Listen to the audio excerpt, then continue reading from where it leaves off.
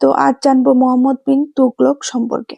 দিল্লি থেকে রাজধানী দেবগিরিতে স্থানান্তরিত করেন কে? মোহাম্মদ বিন তুগলক। তিনি ভারতের প্রথম প্রতীকী মুদ্রা প্রবর্তন করেন। সোনা ও রূপার মুদ্রার পরিবর্তে প্রথম প্রতীকী তামার মুদ্রা প্রচলন করেন তিনি। ভারতের কৃষির উন্নতির জন্য আমির কোহি নামে কৃষি বিভাগ তৈরি করেন আলাউদ্দিন খিলজি।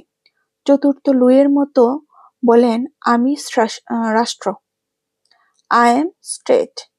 দ্রব্যমূল্যের মূল্য নির্ধারণ করেন। প্রথম মুসলিম শাসক হিসেবে দাক্ষিণাত্য জয় করেন।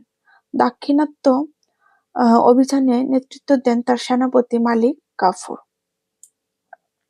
খলজি বংশের প্রতিষ্ঠাতা জালাল উদ্দিন খলজি 1258 সালে বাগদাদ নগরী ধ্বংস করে মঙ্গল নেতা চেঙ্গিস পুত্র হালাকু খান। খলজি বংশের অবসান ঘটে 1220 খ্রিস্টাব্দে। সৈয়দ বংশের প্রতিষ্ঠাতাকে খিজির খান। লোদি বংশের প্রতিষ্ঠাতা বাহালুল লোদি, শেষ শাসক ইব্রাহিম লোদি।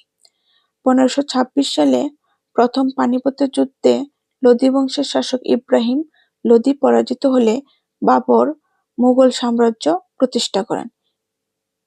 সুলতান গিয়াসউদ্দিন বলবনের পুত্র সুলতান নাসির উদ্দিন বগুড়া অঞ্চলের শাসক ছিলেন।